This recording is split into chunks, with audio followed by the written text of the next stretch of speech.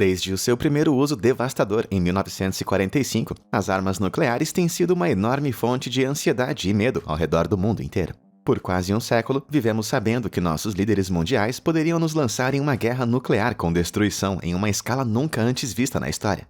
Mas quão provável é realmente esse cenário? E qual foi a maior arma nuclear já lançada? E como uma bomba nuclear funciona mesmo? Acho bom você vestir o seu traje de proteção e se preparar para o impacto, pois você está prestes a ser atingido por uma bomba de conhecimento. Vamos começar com um pouco de história e fazer a pergunta: por que as bombas nucleares foram desenvolvidas? Em 1938, apenas um ano antes de o mundo mergulhar na guerra, o cientista alemão Otto Hahn estava trabalhando em um laboratório em Berlim quando descobriu algo realmente incrível: a energia nuclear. Ao dividir o núcleo de um átomo, a menor unidade de matéria conhecida, Hahn percebeu que uma quantidade monumental de energia foi liberada. Após a divulgação de suas descobertas, o presidente dos Estados Unidos, Franklin Roosevelt, estava preocupado que os alemães usariam essa energia recém-descoberta para desenvolver uma super-arma. Então ele encarregou os cientistas dos Estados Unidos de desenvolver uma bomba primeiro. Quando os Estados Unidos entraram na Segunda Guerra Mundial, em dezembro de 1941, esses esforços foram dobrados e Roosevelt estabeleceu o Projeto Manhattan. Com sede em Manhattan, Nova York, o projeto foi um esforço conjunto dos militares e várias centenas de cientistas para armar a energia nuclear.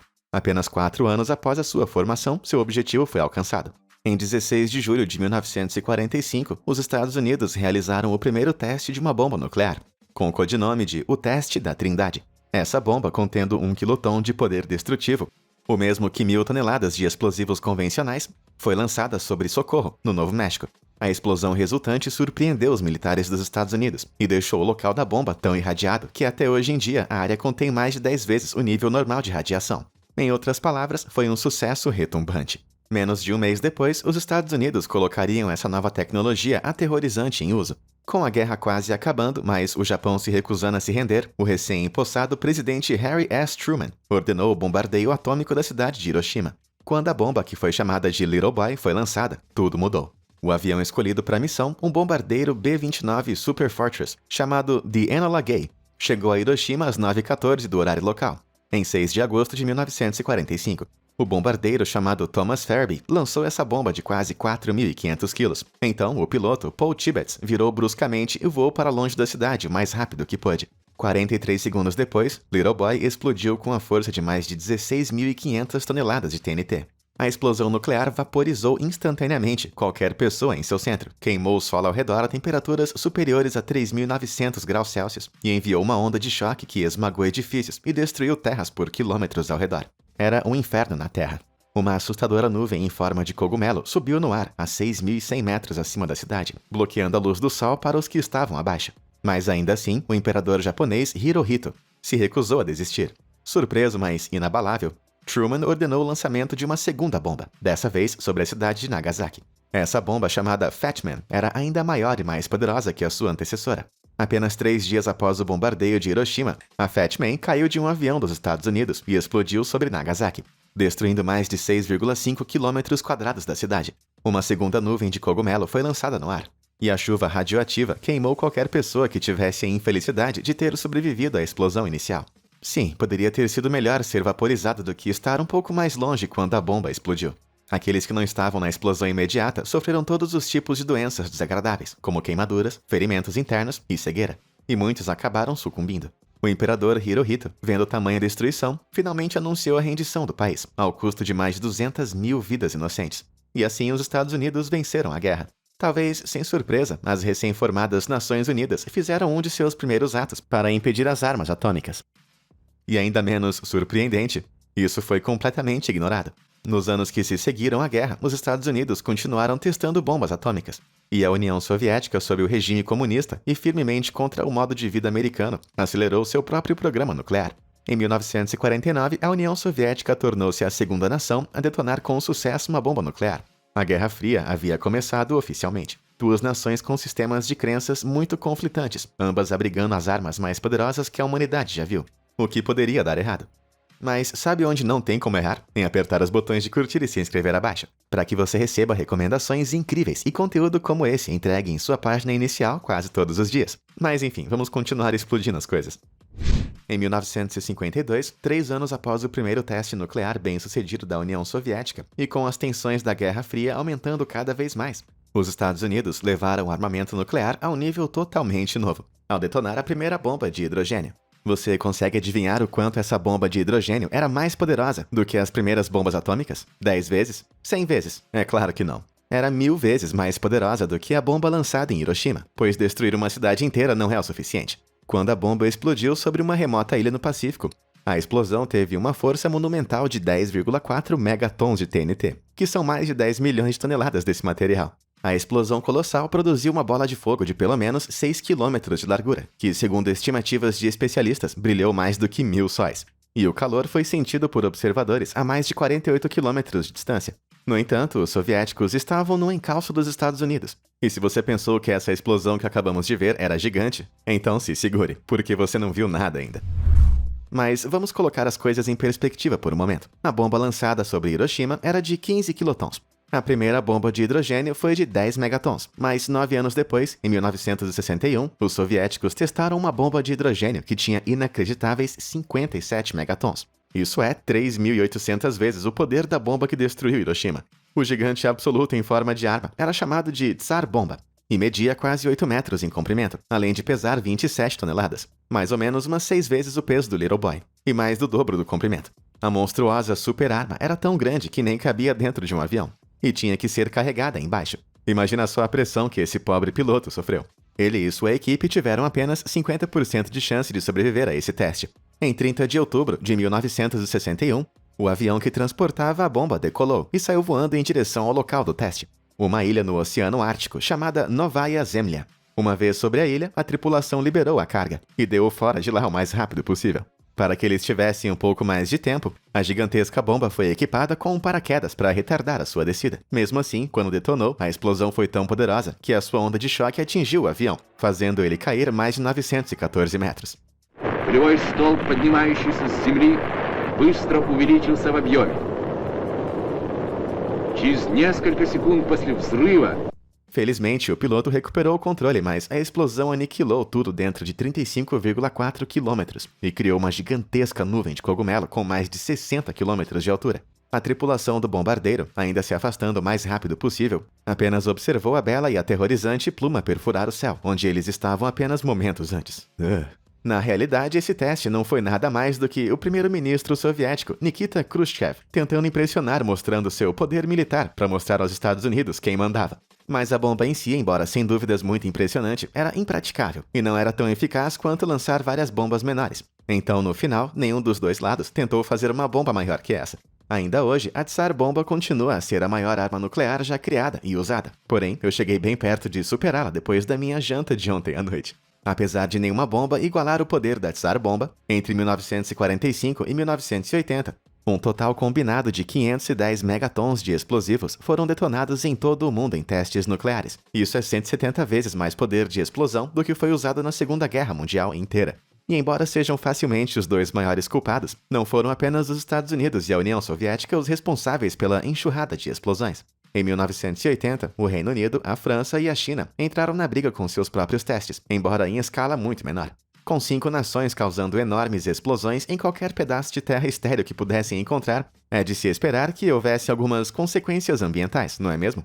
Bom, não podemos ter certeza de quanto material radioativo foi lançado na atmosfera nas décadas de testes, mas já sabemos que é muito, tipo muito, mesmo. E como dizem, tudo que sobe tem que descer. Durante a Guerra Fria, um dos locais de testes nucleares favoritos dos soviéticos era um pedaço de terra em Semipalatinsk, no Cazaquistão, chamado The Polygon. Ainda hoje, essa área é um dos lugares mais radioativos do mundo inteiro. Foi atingida por cerca de 450 explosões nucleares, e com cada uma delas, massas de poeira e sujeira radioativa foram jogadas no ar e levadas para as comunidades vizinhas como precipitação tóxica. Outro teste, em 1956, resultou em mais de 600 moradores da cidade de Ust-Kamenogorsk sendo levadas às pressas para o hospital com doenças de radiação. E eles estavam a 400 quilômetros de distância. Agora, confie em mim, você não quer ficar doente de radiação. Se você for submetido a uma forte dose de radiação, os sintomas podem ser gravíssimos e rápidos de se manifestar. Os raios invisíveis penetram em seu corpo para que não danifiquem apenas a sua pele, mas também o seu interior. As células que fazem seus cabelos morrerem, fazendo com que você os perca. Seus glóbulos brancos, que combatem doenças, também morrem, prejudicando seu sistema imunológico. Até mesmo seu próprio DNA é atacado, fazendo com que ele se quebre e sofra mutações. Você vai se sentir doente, fraco e desorientado. Mesmo que você sobreviva à dose inicial de radiação, anos depois é provável que você desenvolva doenças com risco de vida, como leucemia ou câncer. E foi exatamente o que aconteceu com muitos dos moradores de Ust-Kamenogorsk. Mas esses testes não afetaram apenas uma geração de pessoas. Como as mutações do DNA são frequentemente transmitidas, as mulheres grávidas da época eram mais propensas a dar à luz a crianças com dificuldades de aprendizagem ou deficiências físicas. No geral, estima-se que os testes em Semipalatinsk afetaram mais de 350 mil pessoas em 3 gerações. Caramba! Mas o que realmente torna essas armas monstruosas tão absurdamente poderosas assim? E como que passamos de bombas convencionais para armas colossais de destruição em massa no espaço de apenas alguns anos? Bom, para descobrir, precisamos retornar ao nosso cientista alemão, Otto Hahn, em 1938. Veja bem, ele não descobriu apenas a energia nuclear, ele descobriu algo chamado fissão nuclear. E é por isso que agora somos capazes de causar nosso próprio Armagedon. Enfim, meu ponto é o seguinte: tudo no universo é feito de átomos. Você, eu, a cadeira que você está sentado, até os dentes postiços da sua avó. Eles são tão pequenos que você não consegue nem mesmo vê-los com um microscópio, mas estão por toda a parte. E dentro de cada átomo existe um núcleo contendo uma carga de prótons, que são carregados positivamente, assim como os nêutrons, que não têm carga alguma. Eles estão fortemente ligados ao núcleo, o que requer uma grande quantidade de energia para se manterem juntos, porque naturalmente as coisas que têm a mesma carga se repelem. Imagine alguns ímãs. Se você tentar empurrar 2 ímãs juntos, positivo com positivo, existe uma resistência. E se você soltar esses ímãs, eles irão saltar para trás, liberando energia cinética. É o mesmo princípio aqui. Os prótons são mantidos juntos por uma força bem poderosa, mas se essa força for quebrada, toda a energia contida por ela vai ser liberada. Esse processo é chamado de fissão nuclear, e é o princípio por trás das bombas atômicas de Hiroshima e Nagasaki. Para instigar a fissão, um nêutron é disparado no núcleo de um átomo. Assim que ele atinge o núcleo, ele o despedaça, formando 2 núcleos menores e liberando a energia na forma de calor. Ao mesmo tempo, alguns nêutrons são lançados inteiramente dos núcleos e atingem outros átomos, dividindo seus núcleos e criando uma reação em cadeia. Dessa forma, uma enorme quantidade de energia térmica é produzida, que aumenta exponencialmente em apenas uma fração de segundo. E tudo isso depende de reações no núcleo. Núcleo, nuclear, entendeu? É o processo básico que alimenta todas as armas nucleares. E a maioria das usinas nucleares também usa esse processo para gerar eletricidade. Mas, no entanto, para complicar um pouco mais as coisas, existe uma outra maneira de criar energia nuclear. Ela é chamada de fusão nuclear. Isso é muito mais poderoso do que a fissão e é usado para alimentar bombas de hidrogênio. Nesse caso, em vez de separar os átomos, eles são fundidos. A fusão só funciona com átomos pequenos, como o hidrogênio, cujo núcleo contém apenas um próton. Naturalmente, 2 átomos de hidrogênio se repelem, porque ambos são carregados positivamente. Porém, se a força que os repele é superada, eles serão forçados a se fundirem, criando um átomo maior e liberando uma enorme quantidade de energia no processo. Então, como que você supera a força poderosa que repele os átomos e os funde? Então, você precisa comprimi-los em um espaço tão pequeno quanto possível, para que eles sejam mais propensos a colidir e explodir com uma tonelada absoluta de calor. Dessa forma, eles não estão apenas mais próximos um do outro, mas o calor os faz se mover muito mais rápido. E quando eu digo uma tonelada de calor, eu quero dizer mais ou menos 100 milhões de graus Celsius. Ficou calor de repente. Para comparação, isso é quase 7 vezes mais quente do que o próprio Sol, que também funciona com a fusão nuclear. Por causa da imensa pressão gravitacional no núcleo do Sol, cerca de 200 bilhões de vezes maior do que a pressão atmosférica aqui na Terra, os átomos são esmagados tão próximos que não precisa estar tão quente para que a fusão ocorra. Na Terra, no entanto, precisamos compensar a falta de pressão aumentando o calor. E sabe o que gera muito calor? Exato, a fissão nuclear. Portanto, bombas de hidrogênio, também conhecidas como armas termonucleares, explodem usando o calor de uma reação de fissão para iniciar uma reação de fusão mais poderosa. Em outras palavras, quando uma bomba de hidrogênio explode, ela queima 7 vezes mais quente do que o próprio Sol. Ufa! Ok, se você está comigo até agora, então dê um tapinha nas suas próprias costas. Agora nós sabemos a reação básica que alimenta as bombas, mas como as próprias bombas realmente funcionam? Vamos começar com o combustível dentro delas, que é chamado de urânio-235 ou o plutônio-239. Ambos são metais radioativos, o que significa que seus átomos têm núcleos instáveis. Um núcleo instável tem muitos nêutrons ou prótons dentro dele e os ejeta para tentar se tornar estável. Isso é chamado de decaimento radioativo e produz energia na forma de radiação. Os átomos com núcleos instáveis também são mais fáceis de dividir com fissão nuclear. Daí o porquê eles tendem a ser usados como armas nucleares. Agora, o design de Little Boy era muito simples. A bomba tinha duas peças separadas de urânio-235 dentro, o plug e o alvo. Após a detonação, vários milhares de quilos de explosivo convencional foram detonados dentro do projétil, que disparou o plug por um cano, direto para o alvo. Os dois pedaços de urânio se chocaram, comprimindo os átomos perto o suficiente para instigar uma reação de fissão, que vai crescer exponencialmente até explodir do invólucro da bomba em uma terrível bola de fogo. Todas as armas nucleares produzem essa bola de fogo, e ela se expande tão rápido que numa bomba de hidrogênio de 1 megaton, que é muito mais poderosa do que Little Boy, pode atingir 134 metros de diâmetro, em menos de 1 milissegundo. Little Boy era realmente muito ineficiente, e é por isso que ninguém nunca mais fez versões maiores e mais poderosas dessa arma. Já a Fat Man, a bomba lançada sobre Nagasaki, tinha um design bem diferente. Em vez de urânio-235, Fat Man foi alimentada por plutônio-239. No entanto, o plutônio-239 usado continha vestígios de plutônio-240. Esse é um tipo diferente de plutônio, chamado de isótopo. O plutônio-240 tem uma taxa de fissão mais alta que o plutônio-239, o que significa que se o mesmo design do tipo de arma de Little Boy fosse usado, teria começado a fissão antes que as duas massas de plutônio fossem reunidas. Isso faria a bomba tão ineficiente que não valeria a pena usar. Por isso eles pensaram em outro design. Para a Fat Man, uma esfera de plutônio foi mantida no centro da bomba, e ao redor foi colocado uma camada de urânio. Essa camada de urânio manteve o plutônio no lugar e ajudou a refletir os nêutrons de volta ao núcleo, melhorando a eficiência da reação de fissão. Blocos de explosivos convencionais foram então colocados com precisão ao redor para produzir uma implosão simétrica quando ativado, o que iria comprimir a esfera de plutônio. Uma vez comprimida, um dispositivo dentro do plutônio era esmagado, injetando nêutrons no metal radioativo, o que iniciou a reação de fissão e desencadeou a bomba nuclear. Mas tem uma outra coisa que precisa ser considerada para ambas as bombas, como a detonação seria desencadeada em primeiro lugar. O impacto com o solo teria feito o truque, mas o solo também teria absorvido muito da pressão e limitado o seu raio. Em vez disso, para potencial destrutivo máximo, as bombas tiveram que ser detonadas no ar. Para fazer isso, ambas foram equipadas com circuitos especializados que podiam detectar sua altura do solo e detonar na hora certa. Além de aumentar a área afetada, uma explosão aérea envia uma onda de choque que atinge o solo, ricocheteia e depois combina com a explosão inicial para formar uma onda de choque ainda maior. Portanto, as tripulações dos aviões que lançavam as bombas realmente tinham que se apressar. Bom, no mundo moderno, não precisamos mais lançar essas bombas mortais de aviões. Podemos dispará-las diretamente para o ar em mísseis automatizados.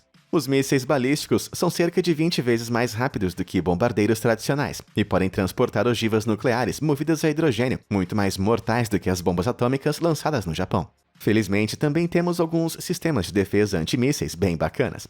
Então, quais países têm armas nucleares hoje em dia? E na sua opinião, qual deles tem mais? Por conta de quão secretos os governos do mundo mantêm os seus estoques nucleares, não podemos ter 100% de certeza sobre os números exatos. Mas a partir das estimativas de 2021, a Rússia tem o maior número de armas nucleares, com 6.255. Logo atrás, em segundo lugar, temos os Estados Unidos, com consideráveis 5.550. As outras 7 nações com capacidade nuclear têm muito menos. A Coreia do Norte possui o menor número, algo entre 40 e 50.